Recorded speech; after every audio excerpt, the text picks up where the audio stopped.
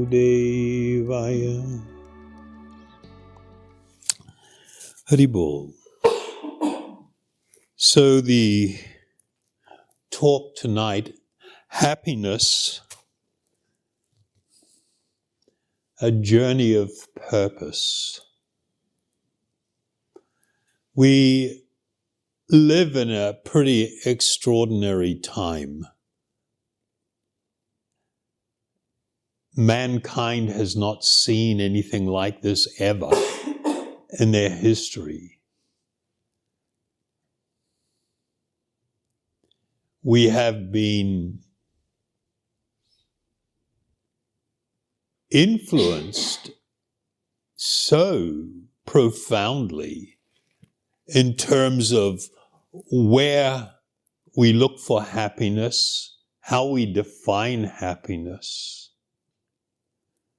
There has been in more modern times pretty much a wholesale abandonment of hundreds and thousands of years of tradition and wisdom.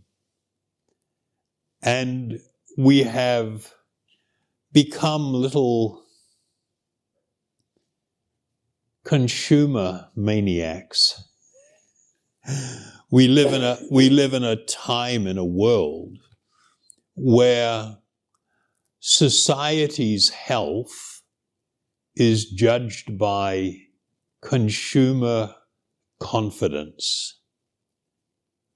When people are not spending money and consuming stuff, it's considered that the economy is in bad shape, the country will be in bad shape, and it's going to be a disaster.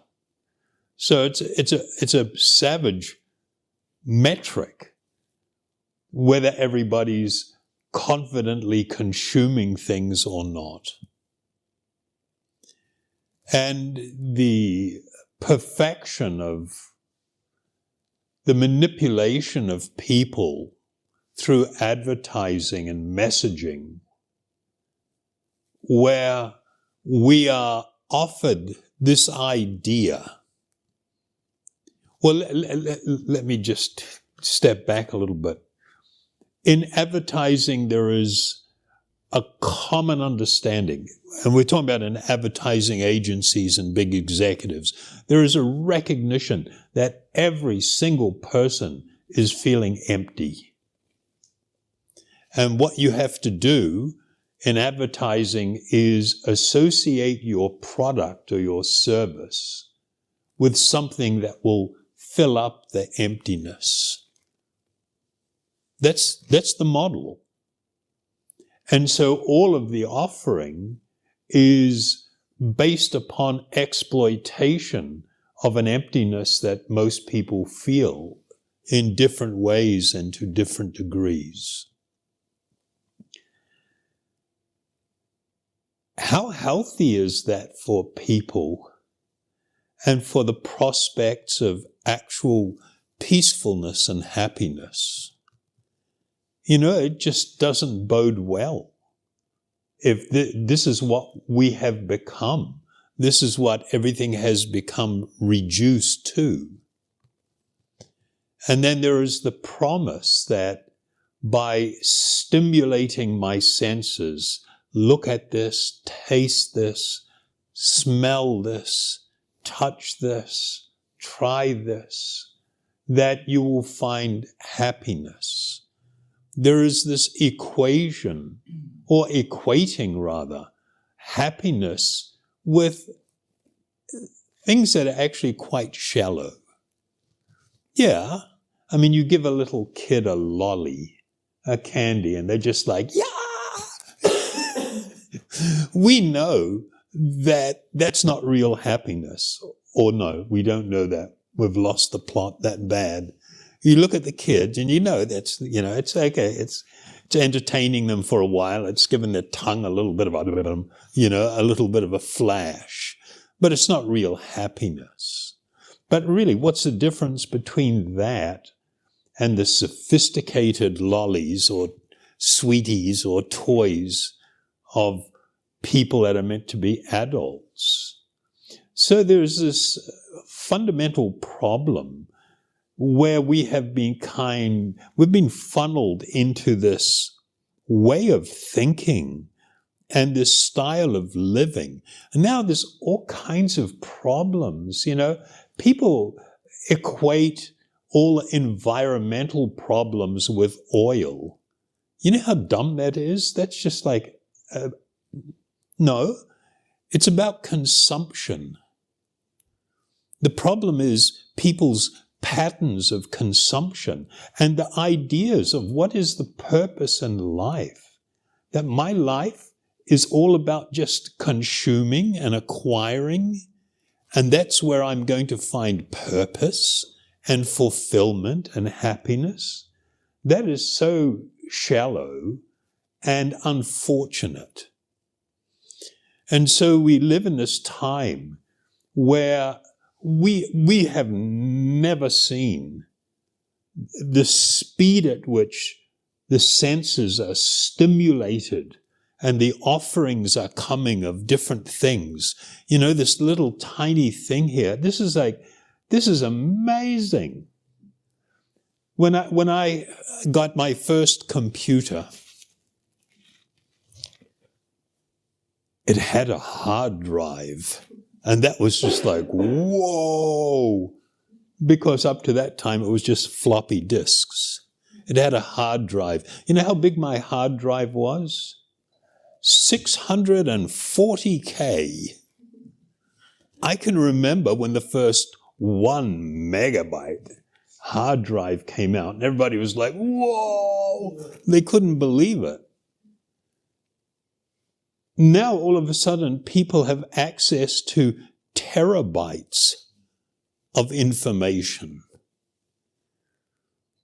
And when we look at this thing here, it's like, we look at it like it's like, oh, it's just our phone or our device.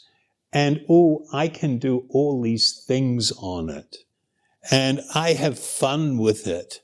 And I communicate with it. And it's just like, I'm sorry, you don't understand that on the other side of this device, there are massive arrays of supercomputing aimed at you.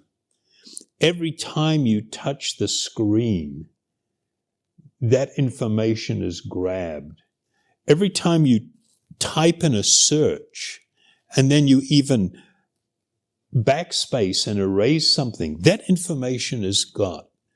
They build amazing psychological profiles of every single person that's on the internet. And then that's marketable information for you to be exploited. It's like we've lost the plot. And we are not living lives that are actually purposeful and are directed towards really good and healthy outcomes. And that will primarily be spiritual outcomes. The foundation for all authentic spiritual teaching is the understanding that you and I are eternal spiritual beings. This body that we are temporarily occupying is not us. This is somewhere where we're hanging out for a while, and we may have lost the plot and tend to overly identify that this thing is me. But I'm sorry, no, you have a limited time that you're going to be hanging out in this thing. And the only truth about so-called life in a particular body is that it comes to an end. It doesn't last. The only thing that you can count on is that you will what they call die. Well, the good news is that you actually never die. You just move on. And the thing that you leave behind, the body, that dies. And if I could just understand that for a few moments, or a few weeks, or a few months, then it would be like, well, why am I spending all my time responding to the urges of my body and mind, but not catering to me, the spiritual being, and my needs? The spiritual being, they use an example in some of the ancient texts of like a bird in a gilded cage, a cage that's, beautifully decorated and golden, and the owner is just like so happy and so obsessed with the cage that the bird is forgotten, and the bird is suffering from serious malnutrition. And they liken this to what's going on with most people in this world, where there is this enormous focus on stimulating the body and mind. But I myself am not touched. I myself feel empty. I feel alone. I desire something wonderful. And I search for it, but often search for it in all the wrong places. Are we doing okay so far, or is this a bit too, this is not what we came for? We don't do the rainbows and the unicorns. This is the reality of things. But it's necessary to be very real about life, about these truths, because if we want to taste happiness, then we have to be intelligent and question, is what I am currently doing fulfilling me and providing me the happiness that I desire? As I mentioned earlier, we live in an extraordinary time where people have everything at their fingertips. I mean, I'm an old dude. I'm 70 plus already. My grandparents spent time living in houses with dirt floors, wooden planks were the walls, and they pasted newspaper there to insulate them. That wasn't that long ago. The world that we live in now is a world of such abundance. There's so much consumption of so many things, and there's so much unhappiness. There is a chronic epidemic of terrible unhappiness, depression and mental illnesses and suicide. It hasn't been like this before. Even when people were starving and involved in tribal wars and everything, you didn't get this degree of terrible suffering, like this type of suffering.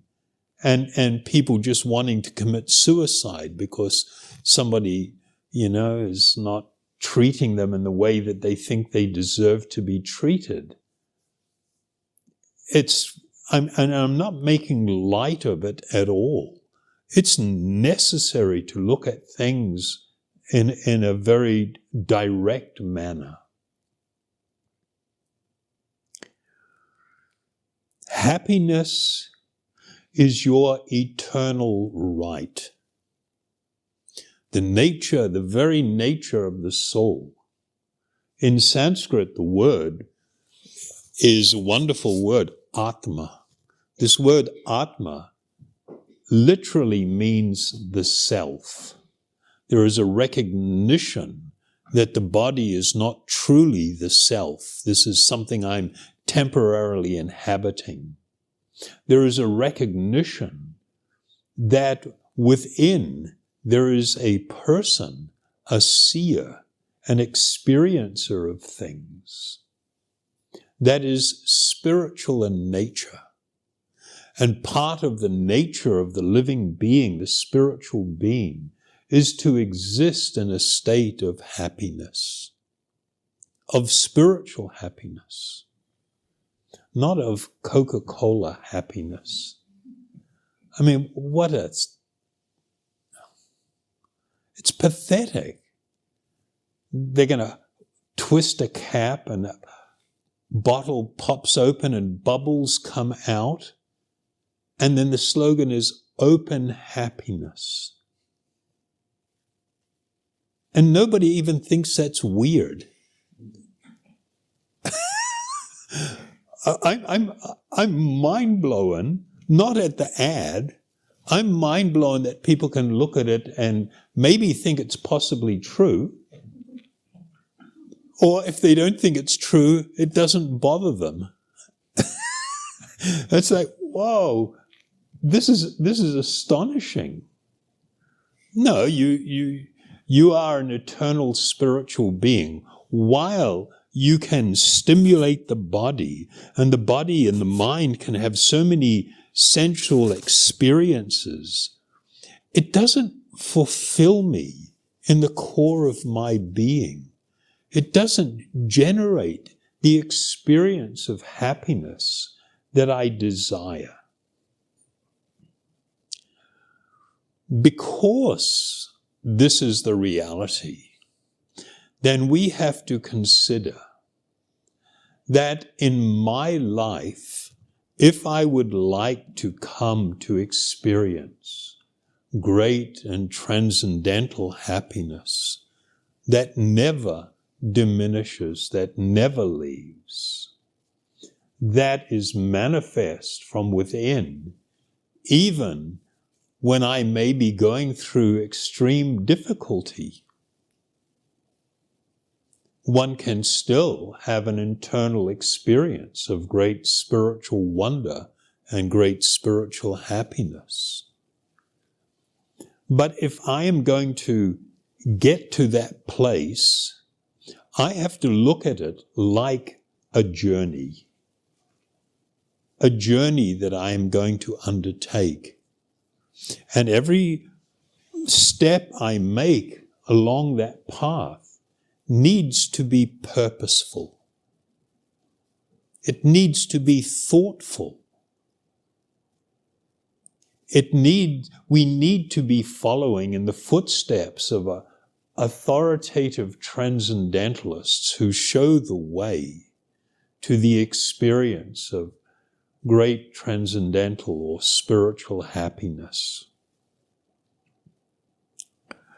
There's a couple of verses in the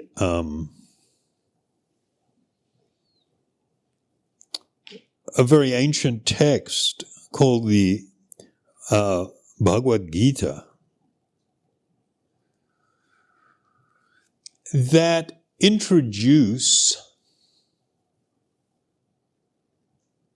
some pretty radical ideas. Modern advertising, of course, is based upon the principle that you're empty. And so I stimulate that so you have a great hankering for something. Then I dangle something before you and promise you that this experience or this item or whatever, this is what you're looking for. This will fulfill you. But then when I try it, I might get a little flash and it's like, yeah, that was amazing. 30 minutes later, an hour later, 2 hours later, a day later, it's like a big zero. There is no lasting taste. There is no lasting effect.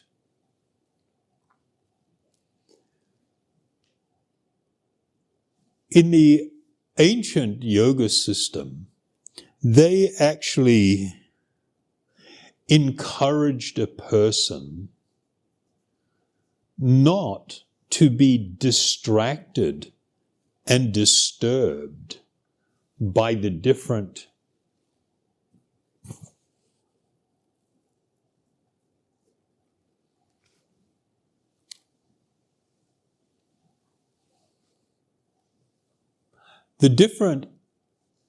experiences or things that were offered.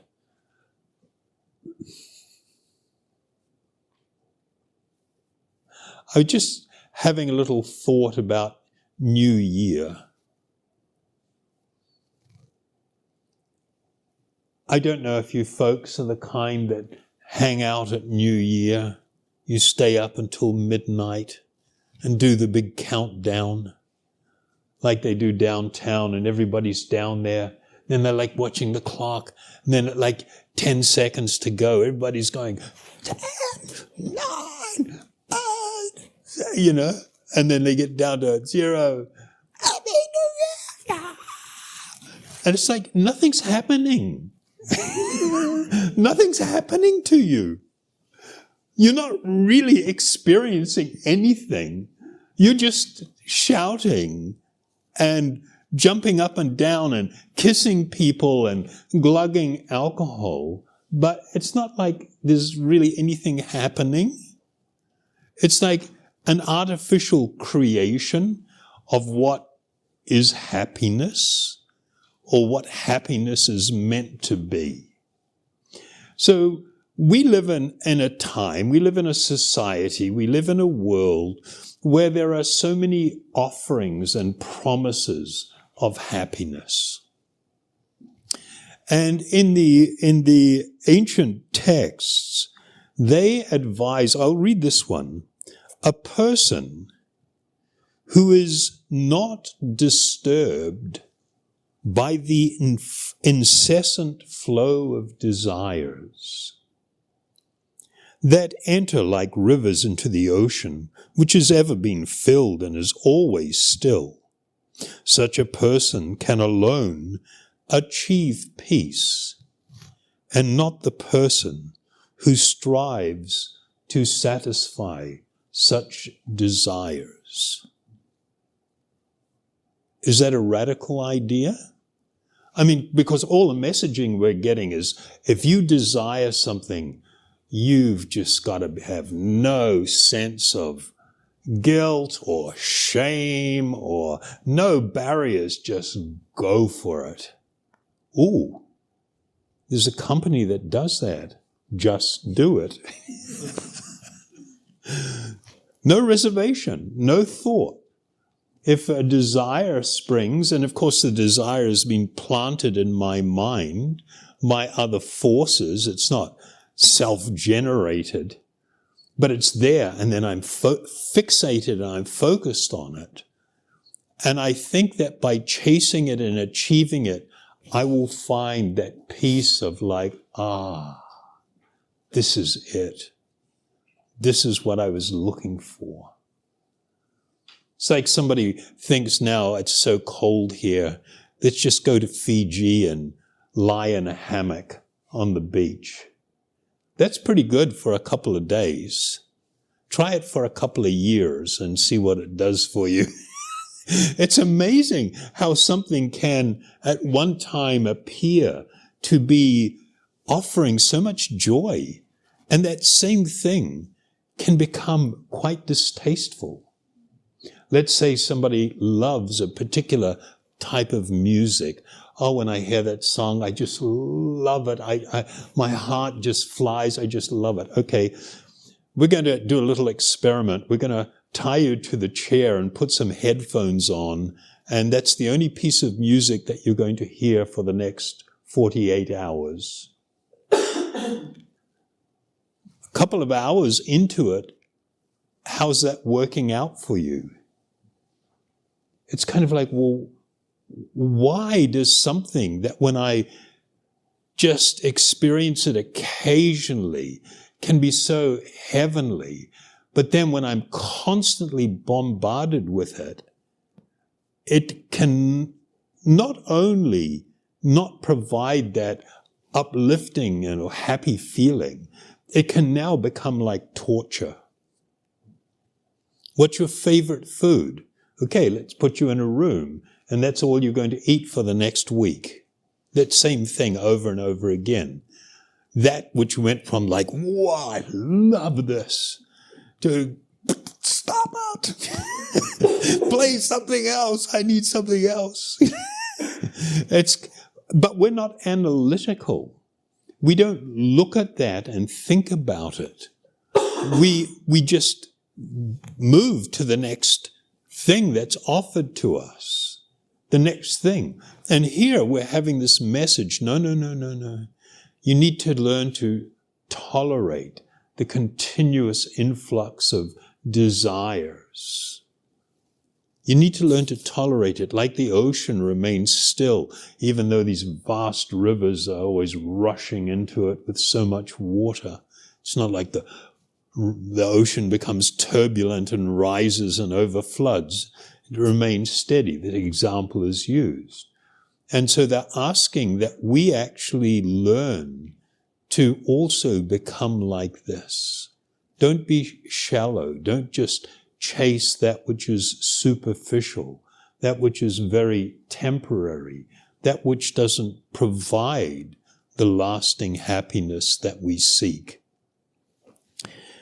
The state of peacefulness is actually foundational for beginning to taste happiness. If your hearts are constantly ravaged by emptiness and desire and always looking for something new, the new thing, the new experience, what it does, it takes you away from an inward journey, a journey of self-discovery, of coming to know your true self and discovering the wonder of what is called self-realization and God realization. When a person is overly distracted by all of these different things around them, then there is no attempt to calm down, sit down, become a little centered and focused, and really contemplate what is in my interest. We have been encouraged to be overly responsive to emotions. People don't act with the thought of, how should I respond to this? What's in my best interest? What's in their best interest? What's a good way forward that's going to make my life better? The tendency is just to impulsively respond to emotions, particularly anger. But greed, envy, lust, fear, all of these things, we impulsively respond to things. And it becomes difficult to not do that if that's all we're doing. They have a word in Sanskrit. It is called Atmarama. Atmarama. It means one who is completely self-satisfied. What an extraordinary idea. What does it mean, self-satisfied? This is a foreign idea. If everybody became self-satisfied, the economy would implode. And maybe people would, consider, okay, what do I really need here? Rather than always what I want. So, another verse I will just read. One who is not connected with the Supreme can have neither transcendental intelligence, nor a steady mind, without which there is no possibility of peace. And how can there be any happiness without peace? These are very challenging ideas.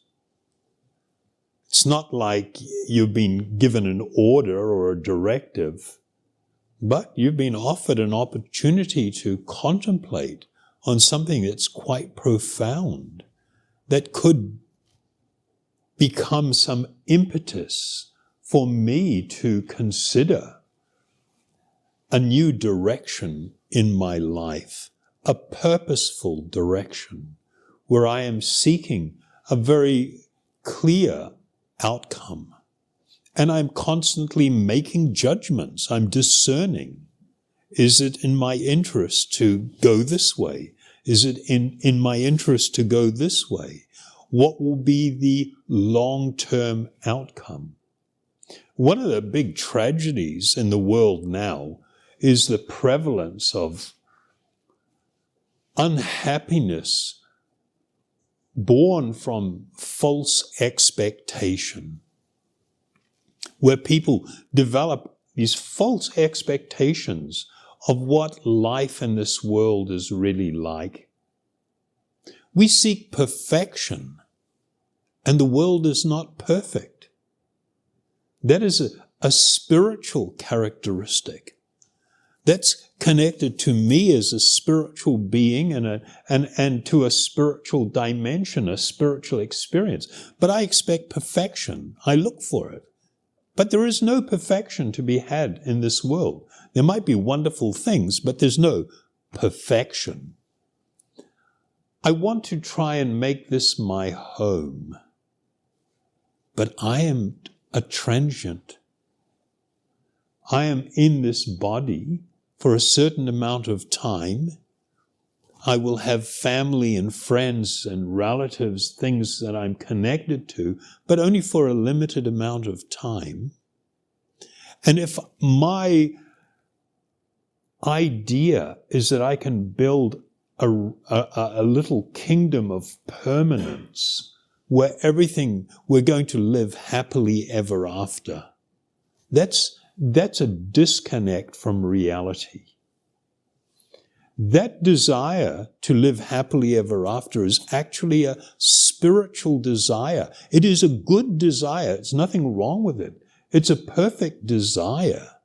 But when I target that desire at the material world and at the material experience, it's like, whoa, that ain't going to work out so well. That's not going to give you what you need. This is a massive subject, and I'm going to bring the talk to a close. Hoping to have stimulated some thought. And of course, what I am asking from you is to consider these ideas and principles, and for you yourself to begin a journey of purpose, to seek proper spiritual direction and guidance, and to engage in a more spiritually directed life, so that you will find the happiness that you seek and desire. It doesn't just happen. Everything that we do is the result of what? We contemplate, we think about it. And then from that comes desire. Then the desire becomes intense. And then it causes action. And then every action has a reaction. And sometimes I'm so foolish, I just get so fixated on the idea that if I do this, I'll become happy. And then if you ask the question, well, once you've done that, then will there be any consequence? Will there be any follow-on from that? Well, yeah, maybe this could happen. And then if that happens, where does that go? I don't know, I haven't thought about it. And that's the way we have been very conditioned to just behave in this manner and not to take charge of our life, to live a life of real purpose and deeper meaning. And a big part of that journey is to engage in the process of meditation on the use of this spiritual sound. The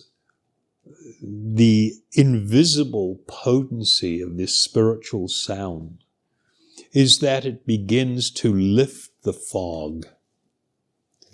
It begins to dissipate the fog, so you begin to see things with more clarity. And as you begin to discover more about your own spiritual identity, the way that you look at yourself, the way that you look at others, the way that you look at the world, all begins to really change and transform. And you can come to a situation where you are truly at peace, even in the midst of a great storm, great calamities that come, that are part of living in this world, in this body. It's not all just happy.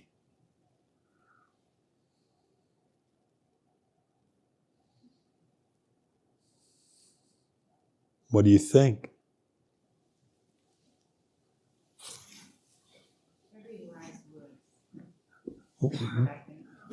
Absolutely wise words, and not a single one is mine. I confess to being the biggest idiot on the planet, but my great fortune is to have had the wonderful association of genuine spiritual teachers that have shared with me wonderful things, but they cannot be experienced as wonderful unless we take them on board. We take the advice. We question. You know, one of the things that really blew my mind about the ancient Vedic culture is how even from childhood, people were taught to question everything.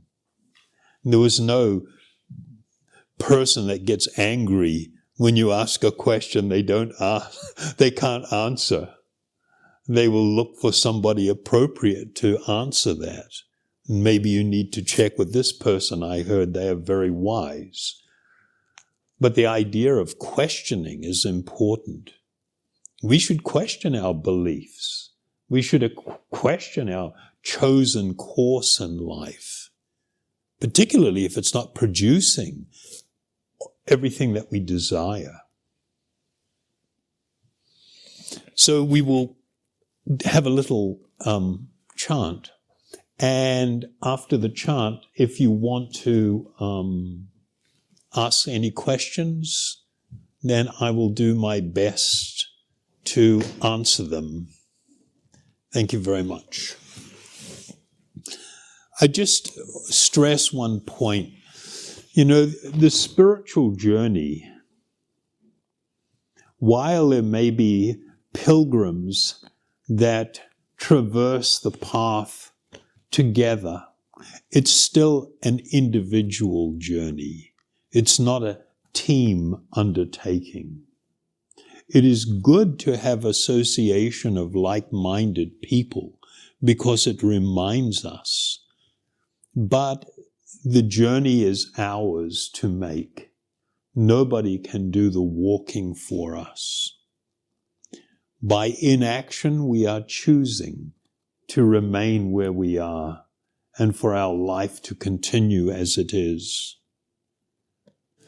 So I'll tell you a little secret. You don't have to be great and wonderful. You don't need any special intelligence or anything. This process is a process of discovering your real self, of uncovering what is already there. It's not something it's not like scaling a mountain where you have to become an expert in, rope and high altitudes and ice and rock and such massive endeavor, then you're going to struggle to climb to the top to conquer.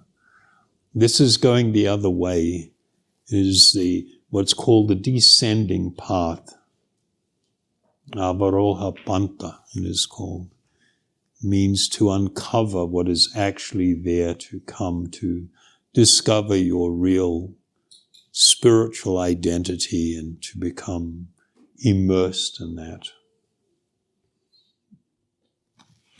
So I will chant the mantra Om Hari Om. Yeah? Yeah, I just checked with my boss that it's all right.